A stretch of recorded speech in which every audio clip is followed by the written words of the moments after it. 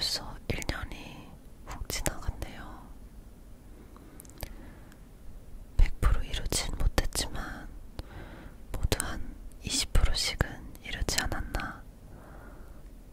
비록 1억을 한꺼번에 기부하지는 못했지만 도미르분들과 카카오 같이 단톡 만들어서 다같이 틈틈이 공유하면서 부담없이 기부도 할 수 있었고,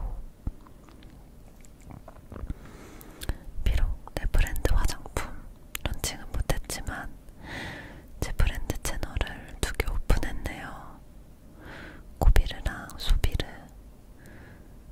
고비르는 잘 아시다시피 오비르 채널에서 파생된 성형부작용 컨텐츠로 시작을 해서 지금은 구독자분들 병원 상담 동행해주는 이벤트를 하고 있어요. 소비르는 회사랑 파트너십 맺으면서 진행하게 된 공동 채널이에요. 소비로운 생활이라고 해서 핫플 공유하는 컨텐츠로 시작을 했는데 앞으로 도움되는 정보들 많이 공유하게 될 거라 요즘 핫플 궁금하시면 소비르도 구독하셔서 다양한 정보 얻어가셨으면 좋겠어요. 여기는 저의 가식적인 텐션을 보실 수 있는 채널이랍니다. 친구가 더빙을 해주는 컨셉이에요.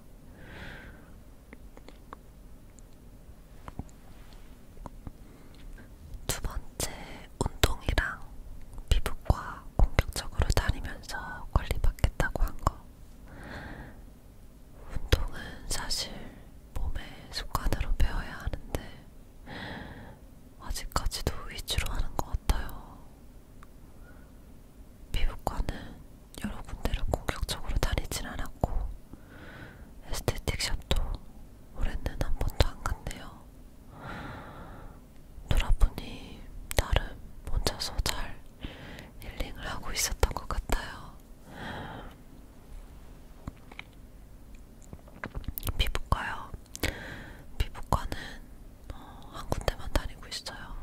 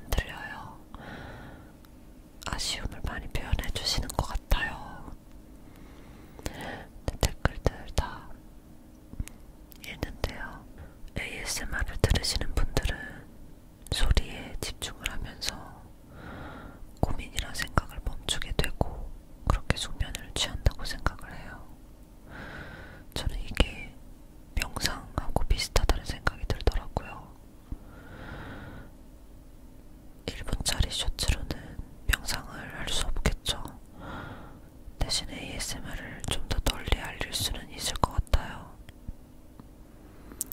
그래서 최근에 쇼츠로 눈에 띄어서 한 브랜드에서 제품 소개해줘서 고맙다고, 저뿐만이 아니고 구독자분들께도 드릴 수 있도록 제품을 엄청 챙겨주셨거든요.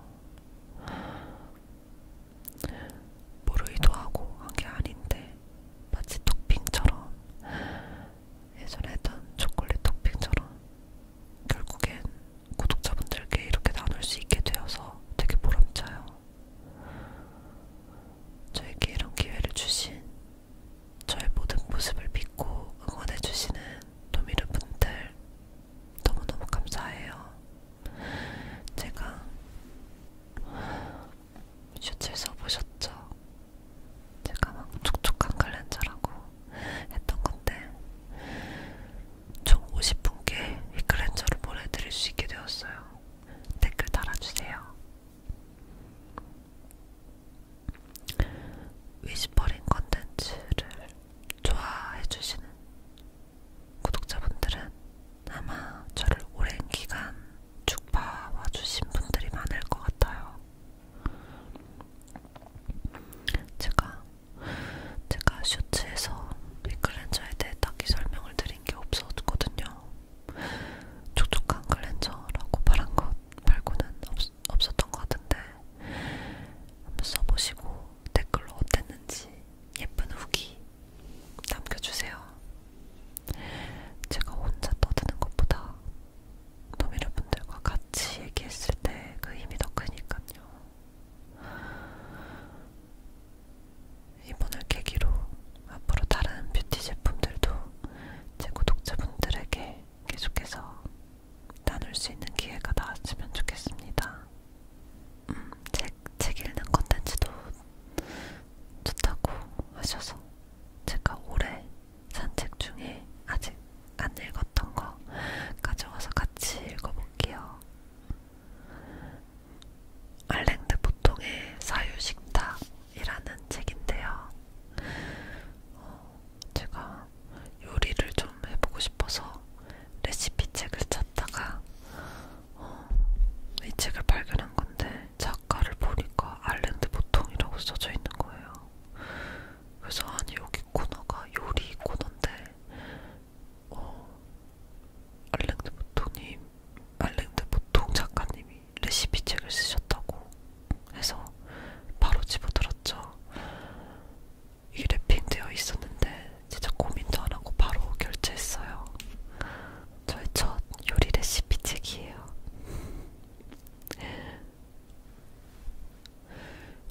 4년 전쯤 제가 이 작가님의 불안이라는 책을 책 읽기 ASMR 한 적이 있는데 그거 기억하세요?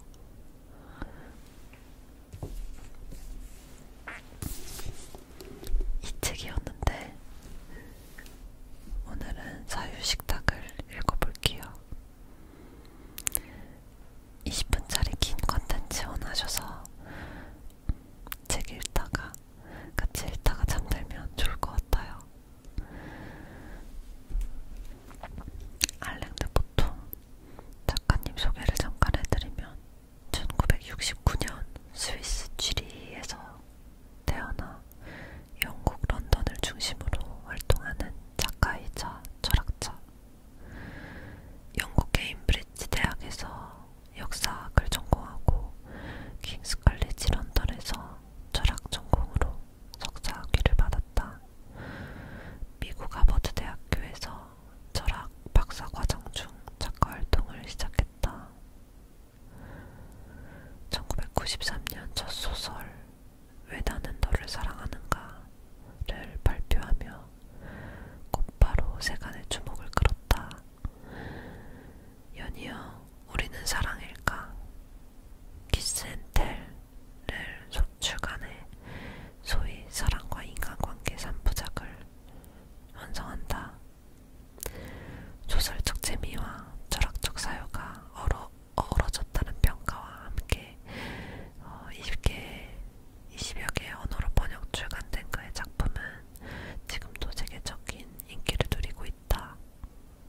2003년 프랑스 문화부 장관으로부터 문화예술 공로훈장 슈발리에를 받았으며 같은 해 뛰어난 문장력을 인정받아 샤를르 베이용 유럽 에세이상을 수상했다. 2008년 영국 런던에 인생학교를 설립하고 학생을 가르치며 책을 펴내는 작업을 계속하고 있다. 인생학교 알랭드 보통이 주축이 되어 만든 프로젝트 학교 배움을 다시 삶의 한가운데로 라는 모토 아래 2008년 런던에 처음 문을 열었다. 암스테르담, 베를린, 파리, 상파울루 등의 분교가 있다. 어떤 사람을 만나는 게 좋을까? 관계는 어떻게 맺고 유지할까? 관계는 어떻게 맺고 유지할까? 돈은 어떤 의미일까? 등 삶의 본질과 연결된 다양한 질문을 묻고 토론한다. 공식 홈페이지와 유튜브 채널을 통해 자세한 교육 과정과 활동 내용을 살펴볼 수 있다.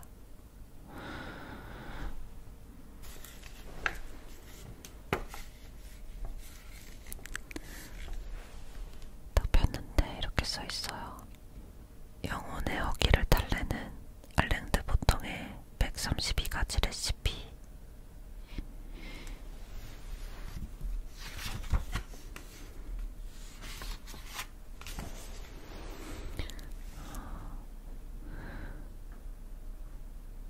레몬, 라임, 무화과, 아보카도, 올리브유, 케이퍼, 가지, 민트, 꿀, 피스타치오, 버섯, 호두, 초콜릿,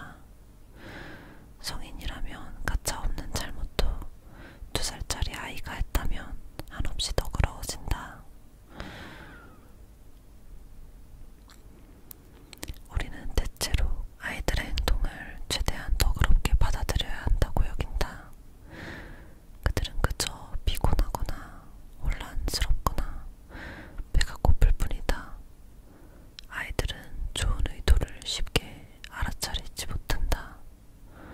그래서 겁을 먹거나 이성보다 감정에 앞서 행동하지만 그때마다 아이들의 거슬리는 행동을 재벌하거나 교정하려 들지는 않는다. 아이를 향한 동정심을 성인으로 확장해보면 어떨까? 성인 또한 두려움과 불안에 시달린다. 기분에 휩싸여 마음에도 없는 말로 사람들을 들들 볶기도 한다. 그냥 누구에게라도 책임을 떠넘기고 싶어서 아무 상관없는 구경꾼에게 불만을 토로하기 일쑤다. 사실을 확인하기 위해 타인을 분석할 필요도 없다. 우리 자신의 행동을 차분히 들여다보면 알 수 있다. 동정심을 일으키는 중요한 동력은 모든 사람들과 마찬가지로 불편한 사람 역시 한때는 어린아이였으며 단지 불완전한 성인으로 성장했음을 인지하는 데에서 출발한다. 그들의 생각 대부분은 높은 유아용 의자에 앉았을 때 형성되었으며 감정의 패턴은 신발끈도 제대로 매지 못할 때 자리를 잡았다.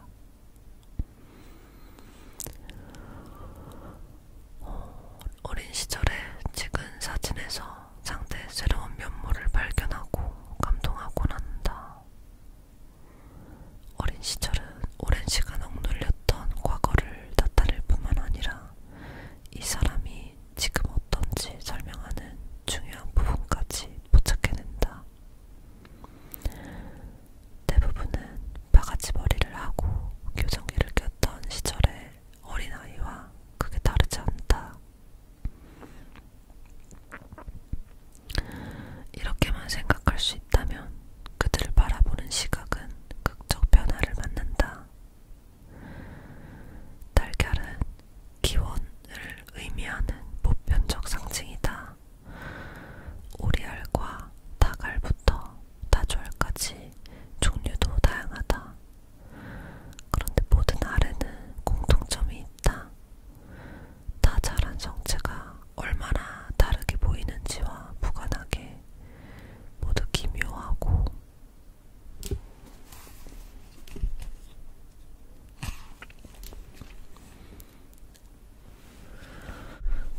아담하고 사랑스러운 알에서 출발했다는 사실이다. 사람 역시 모두가 동일한 어린 시절을 보내진 않았지만 누구나 한때는 어린아이였다. 박물관에서 티라노사우루스 렉스의 알을 보고 있으면 이 공격적이고 무서운 공룡조차 한때는 귀여운 아이였음을 발견하고 연민을 느낄지도 모른다. 그와 비슷하게 타인을 괴롭히는 비열한 사람도 한때는 어린아이였다. 숟가락으로 이유식을 떠먹이고 자장가를 불러줄 누군가를 필요로 했었다. 쉽사리 겁을 먹던 그 아이는 자신의 시작을 직접 고를 수 없는 존재였다.